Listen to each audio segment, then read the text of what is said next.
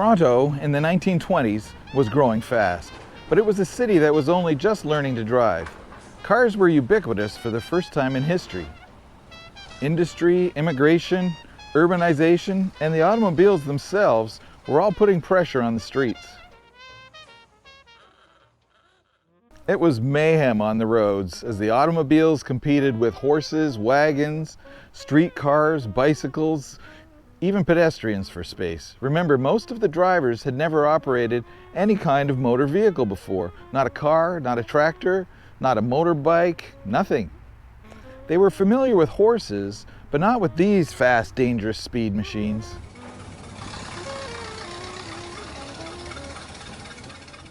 Horses could be coaxed up to 40 kilometers per hour for a brief gallop, but even the most humble 1920s motor car could easily sustain over 60 kilometers per hour. Toronto wasn't built for fast motor cars, and it was not prepared for the traffic and the chaos. I'm Stephen from Flivver Channel, and in this video, we're going to travel back in time to the 1920s in Toronto. Cars, traffic, chaos, and jazz.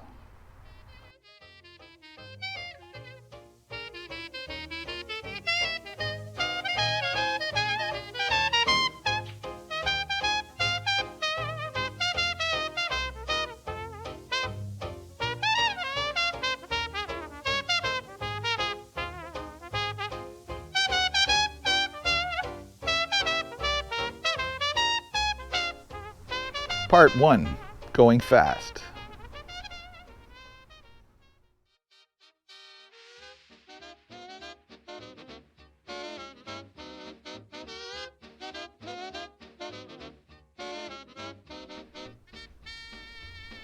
It's 1920 and the Great War has ended, and Toronto was bursting at the seams. Immigrants poured in by train and by ship, while recently returned soldiers joined them looking for work and housing. They began families and started businesses, and the city was filling with people and expanding to accommodate them.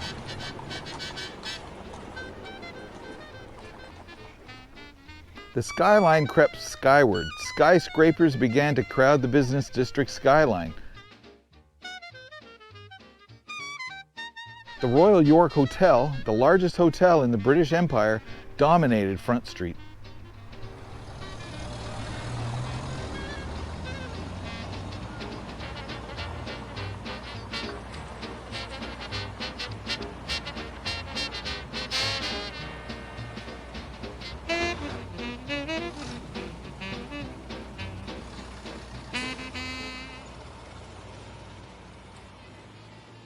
The city was split in two by the Don River running north to south through the core. The Bloor Viaduct, a marvel of engineering, was just finished and now tied the city together, bridging east and west sides of the Don River.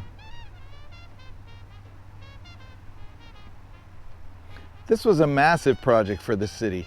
It started on June 16, 1915, and it was fully open for traffic on August 23, 1919.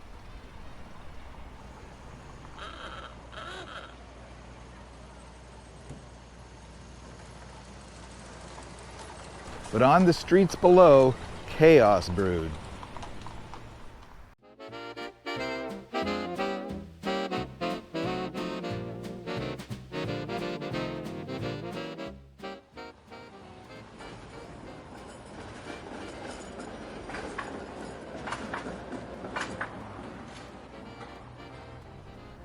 More and more cars flooded the streets.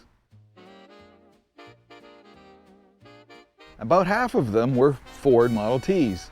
They were affordable, rugged, simple, and every man's car. All of the Model Ts had the same 20 horsepower, 4-cylinder gasoline engine.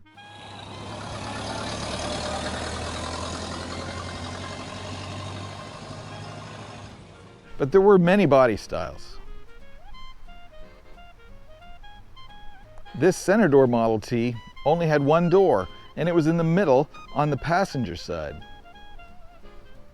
Everyone had to get in and out through that same door. But this was a high-end model. In the early 1920s, most cars were open cars, with a fabric or vinyl roof and no windows. These open cars were more similar to the horse-drawn buggies that people were used to. And the open chassis was much less costly to build and less expensive to buy. You could buy a Model T convertible like this one, called a runabout, for around $400. The least expensive enclosed sedan was over $600. But closed cars, sedans and coupes became more and more popular as the decade progressed.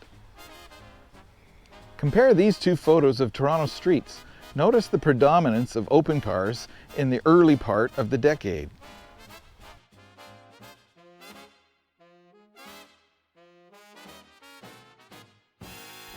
And then the overwhelming majority of closed cars later in the 1920s.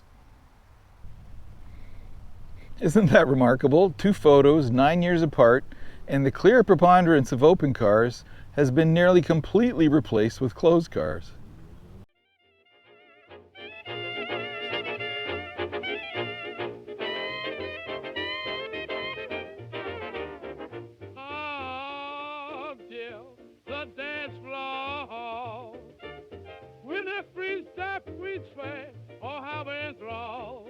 The music's pulling me, I feel the draw in this lively time.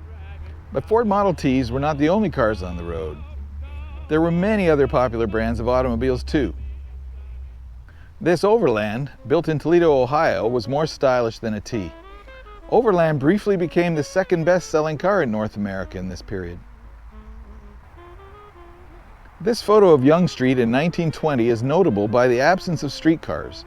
They were on strike again. Transit strikes were commonplace, and this helped lead to the popularity of jitneys. Jitneys were the Uber of the 1920s, privately owned cars whose operators were driving them to earn a living by driving people around town, 5 cents per fare.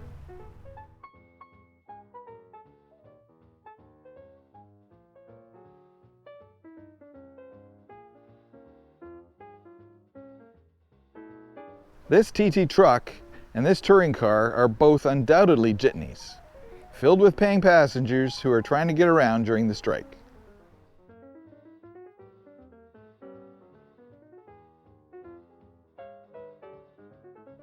When not used as a jitney, the Model TT truck was an inexpensive workhorse for deliveries. But with the same underpowered 20 horsepower engine as in all Model Ts, Ford needed to gear it way down using a unique worm drive differential.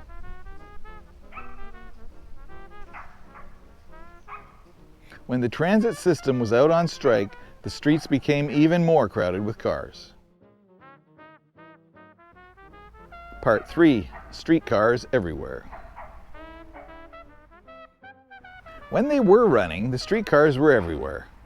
Private companies ran overlapping lines until the Toronto Transit Commission, the TTC, was formed in 1921 to unify the mess. The streetcar transit network was extensive.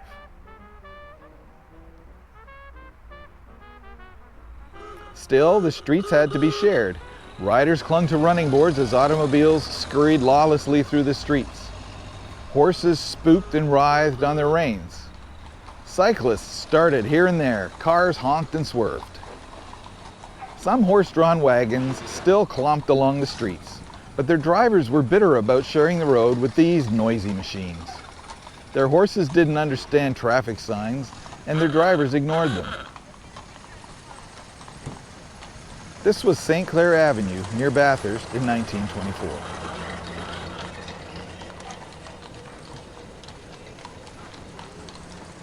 Drivers in the city were trying to figure out how to share the streets with the streetcars, horses, bicycles, and pedestrians.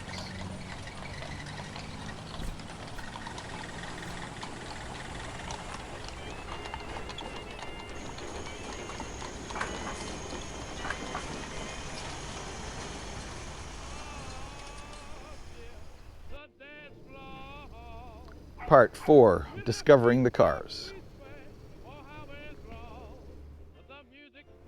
Toronto's car scene was a parade of makes and models. Some are still well known, while others are long forgotten.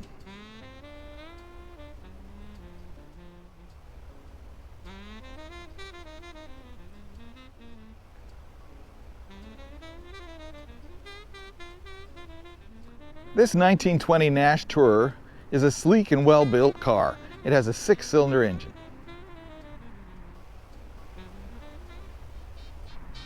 And this is a 1923 Dodge Brothers Coupe. This Model T pickup was converted from a Roadster. The turtleback trunk was removed and replaced with a wooden or aftermarket steel bed. Ford didn't offer a Model T pickup truck until 1925, so people made their own.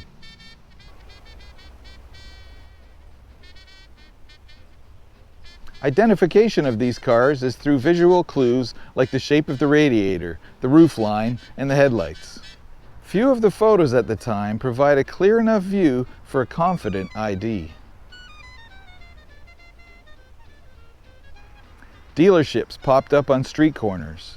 For those who couldn't afford a new car right now, a new concept was offered: installment plans. Second-hand dealers offered a good selection of used cars too.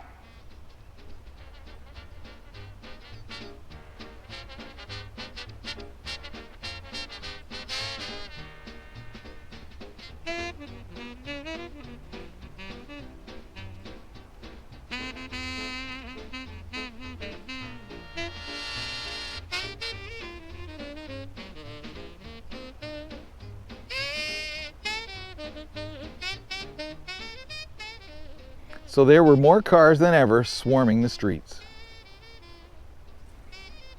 Part 5, Life and Death on the Streets. A walk downtown meant taking your life in your hands. Traffic fatalities were far too common. Toronto newspapers reported pedestrian deaths every week. It didn't help that traffic laws were few and enforcement was lax. No one really knew what they were doing behind the wheel. There were no standard road tests, few street signs, and cars were completely new to most drivers. Hand signals were vague, if given at all. It was trial by fender bender.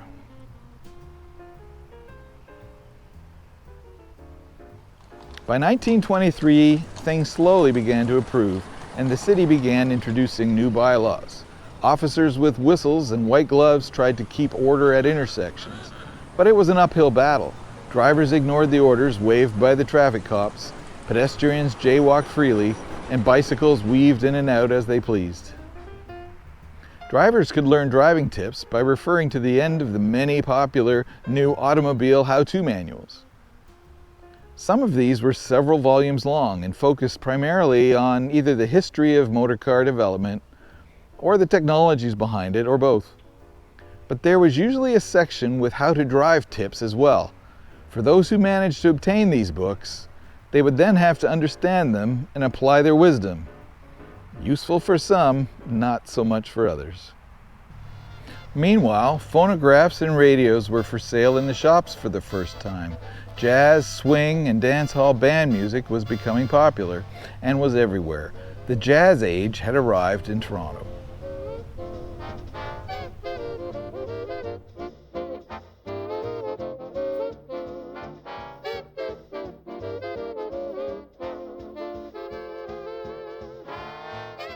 The city danced, but on the streets it was chaos.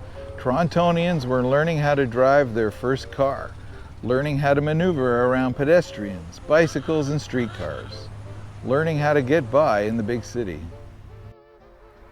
Part 6, Infrastructure and Innovation.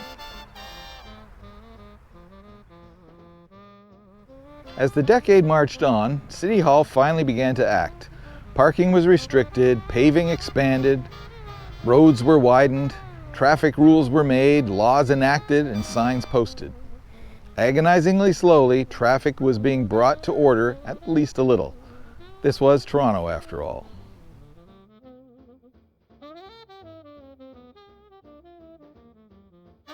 And the cars? By the 1930s, they'd evolved too.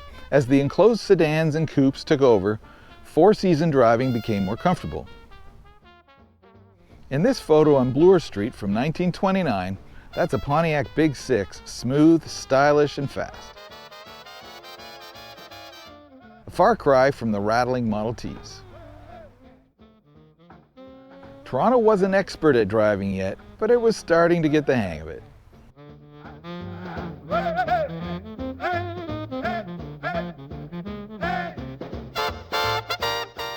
The 1920s gave Toronto a new rhythm and new rules. This was the decade when Toronto learned to drive. In the late teens, cars were the playthings of the wealthy, and they were bespoke, open tours with brass and wood. Roads were barely farm tracks, and there were no traffic rules and no order. But early in the 20s, the Model T made automobiles affordable to the working class, and cars became ubiquitous. Traffic chaos ensued as the free-for-all of city traffic struggled to cope with the changes. But late in the decade, most cars were closed coupes and sedans, and the rules of the road were starting to be enforced. Toronto had learned how to drive. Well, sort of. Some might suggest that traffic in Toronto is still chaos. Maybe Toronto hasn't yet learned how to drive.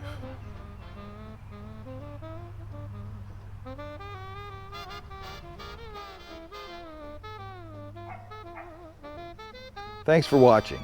If you like this kind of content, hit like and subscribe, and you can check out more of Flivver Channel stories from the road and roadways of yesterday. And visit our website at flivverchannel.com. Throughout this video, you've seen movie clips from a 1920 film called Toronto, Canada's Queen City. Stay after the credits, and I'll play that film unedited in entirety for your enjoyment. I'm Stephen from Flivver Channel, signing off.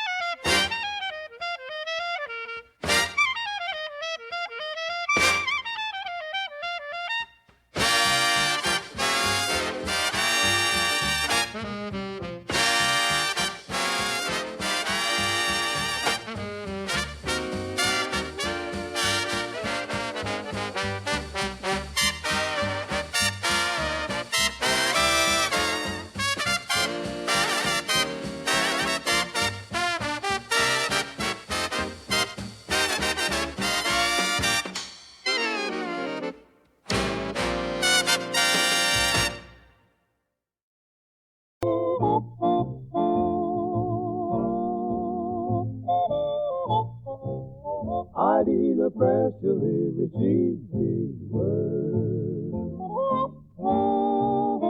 Snowshoes there, but he returns to there and after the two. Hey, shake for me to be done. With these things, Savalino say the older sea last one. Spell you beg to never.